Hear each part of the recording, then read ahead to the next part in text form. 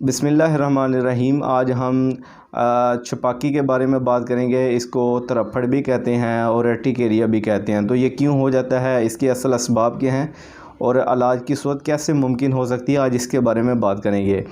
तो इसके मुख्तलिफ़ असबाब होते हैं। ये एक्सटर्नली भी हो सकता है, इंटरनली जो है बॉडी के अंदर प्रॉब्लम्स की वजह से भी हो सकता है, मुख्तलिफ़ अमराज की सूरत में भी हो सकता है।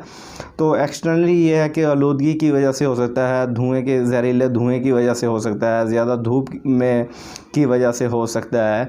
और इंटरनली ये होता है कि ऐसी चीज़ खा ली जाए जो मरीज़ के लिए एलर्जिक हो। तो ये डिफ़र करती है मरीज़ के हिसाब से। बाज़ लोग होते हैं उन्हें चिकन जो है वो रिएक्ट कर देता है, बाज़ लोग जो होते हैं उसको कोई गोभी वगैरह रिएक्ट कर देती है, जिसको बादी चीज़ें कहते हैं।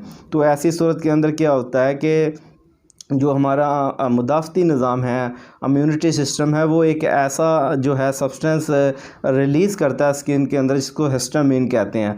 तो हिस्टामिन जैसे रिलीज़ करता है तो जितनी भी कैपिलरीज़ होती हैं वो लीक हो जाती हैं, जिससे प्लाज्मा और बाज़ सूरतों में ब्लड जो है वो निकल के स्किन के ऊपर आ जाता है और ऐसे तरफड़ की सूरत बन जाता है। तो ये जो होता है, तो बाज़ सूरतों में देखा गया है कि बाज़ मरीज़ ऐसे होते हैं कि उनके होंठ सूज जाते हैं, या स्किन जो चेहरे वाली स्किन होती है वो सूज जाती है। तो यहाँ हमेशा एक बात याद रखनी है, ये एक्सपीरियंस भी है हमारा, कि ऐसी सूरत के अंदर जब भी होंठ सूजेंगे तो होंठों वाली जगह के एक तो सेक महसूस होगा, अगर हाथ पाँव की जिल्द भी सूज गई है तो उसके अंदर भी सेक होगा। दूसरी सूरत में कि उसके मुंह से राल बहेगी, अगर वो लेटेगा तो जिस करवट लेटेगा तो उसकी मरीज़ की ऐसी सूरत के अंदर राल बहना शुरू हो जाएगी, तकिया गीला हो जाएगा। तो बादी जब बहुत ज़्यादा बढ़ जाती है, ऐसी सूरत के अंदर भी ये छपाकी निकलना शुरू हो जाती हैं। तो ये दो तरह की होती है, एक जो होती है एक्यूट होती है, तो 1-2 हफ्ते में आई, कभी आती है और गायब हो जाती है। और कुछ ऐसे मरीज़ होते हैं कि जिनको अरसा दराज तक रहते हैं, यानी निकलते हैं, रोज़ाना निकलते हैं, किसी टाइम में निकल जाते हैं, फिर गायब हो जाते हैं। तो उनके अंदर मुख्तलिफ़ सूरतें हो सकती हैं।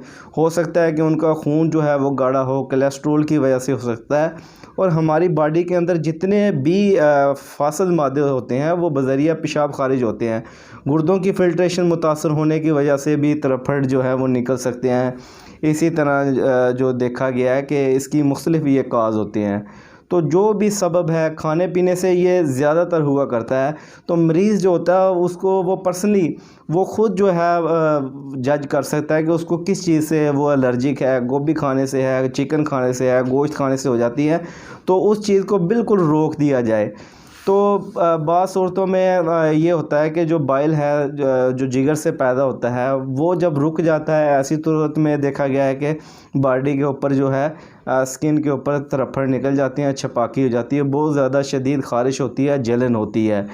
तो अगर तो देखें 1-2 हफ्ते में है, अब कभी आती है जाती है, एक्यूट है, तो एक कहवा मैं आपको बता देता हूँ। आपने अजवाइन लेनी है, ज़ीरा सफ़ेद लेना है चम्मच का चौथाई हिस्सा, और बड़ी इलायची 1 अदद, और इसी तरह सौंफ आधी चम्मच। इसका कहवा हर 3 घंटे के बाद मरीज़ को दिन में 4 दफ़ा इस्तेमाल करवाएं। और जो भी जिस चीज़ से वो एलर्जिक है, ख़ास तौर पे जितनी भी बादी चीज़ें हैं और सुदावी चीज़ें हैं तिब के अंदर, एसिडिक ग़िज़ा है, जैसे fast food, chicken, broiler chicken हो गया, इसी तरह बड़ा गोश्त हो गया, अचार, खट्टी चीज़ें तमाम बिल्कुल बंद कर दी जाएँ। और जितनी भी गर्म तर और तर गर्म ग़िज़ा है, जैसे कद्दू, टिंडे, गाजर, मूली, शलजम, ये इस्तेमाल की जाए। और ये कहवा इंशाल्लाह इसी से ये मसला ठीक हो जाएगा। लेकिन अरसा दराज तक ये मसला है, तो उसके लिए अपने किसी करीबी मौलवी से इसका चेकअप करवाएं कि इसका असल काज जो सबब है वो क्या है, कि वो जब तक उसको नहीं दूर किया जाएगा तो ये जो अर्टिकेरिया है या छपाकी है, तरफड़ जो है, उसका प्रॉपर हल नहीं निकल सकता। तो ये सारा जो है इसके असल असबाब होते हैं। जो भी सूरत है उसका इलाज मुमकिन है, कोई बड़ा इशू नहीं है।